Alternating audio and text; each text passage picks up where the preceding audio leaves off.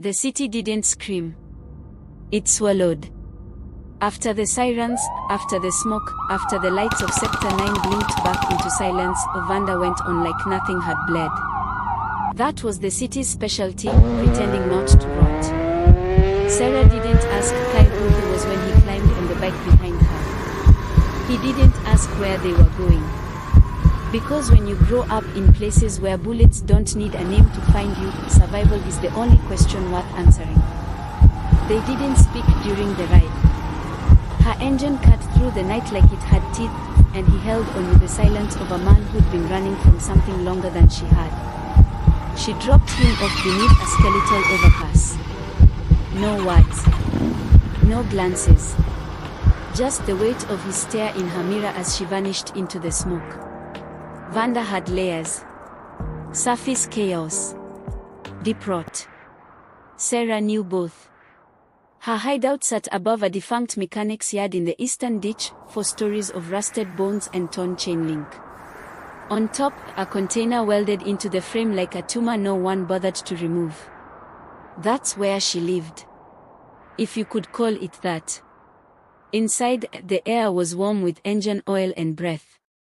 The walls were papered with faces. Photos. Surveillance grabs. Mugshots. Memories. Some faces were scratched out. Some were marked with blood-red crosses.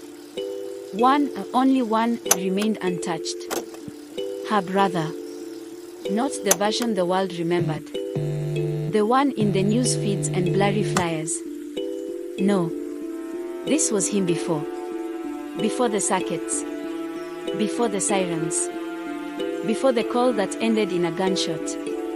She crouched on the floor, gloved fingers tracing an old map projected in flickering blue light.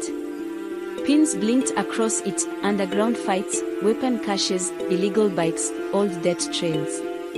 And at the center of the web, one name circled over and over in red. Dama Red. He was supposed to be small-time. A thug with too much mouth and too little power. But now he had a network. He had protection. And if Sahra's instincts were right, he had secrets that could rip the entire circuit open. She wasn't going to knock. She was going to dig until something bled. Elsewhere, across the city's darker side, Kai sat alone in a windowless room lit only by screens. Footage played in silent loops. Surveillance feeds from city blocks no one cared to monitor. He tapped through them methodically until he paused. There she was. Sahra.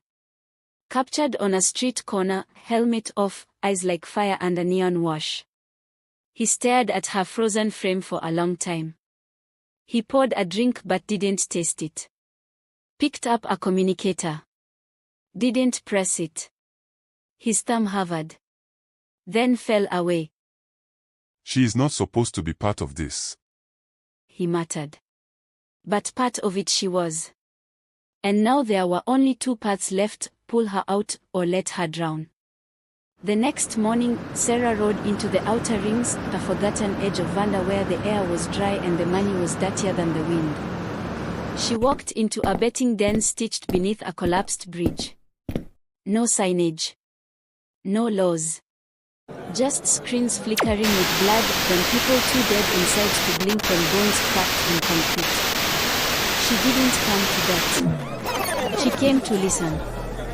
The man in the burgundy jacket had a laugh like a dying radio and a smile full of lies. One of Dama Red's scouts. She knew his face from the maps. And he saw her just a second too late. The table flipped. The drinks flew. Chairs scattered like roaches. Sahra was already chasing. They sprinted through alleys broken by time, over fences and under neon cables. But Sahra wasn't running to catch him. She was running to follow. Let him panic. Let him lead. And he did. All the way to an industrial truckyard just east of the district line. She crouched behind a shipping container, boot silent, breath steady. Her blade was out before she knew she'd drawn it. The scout vanished through a side gate. Then the gate opened again. She expected him to return. But what stepped out wasn't just Dama Red Scout. It was Dama Red himself. Leaner than his old footage. Meaner too. He laughed like he owned the air around him. And then another figure stepped from behind him. Charcoal coat. Black gloves. Pale, unreadable eyes. Kai. He didn't look surprised. He looked like he knew she was watching. Like this had been inevitable. Sahra's hand tightened on the blade. No more maps. No more walls. Just a question that burned hotter than revenge ever could. Was he tracking her? Or protecting her from what she was about to find?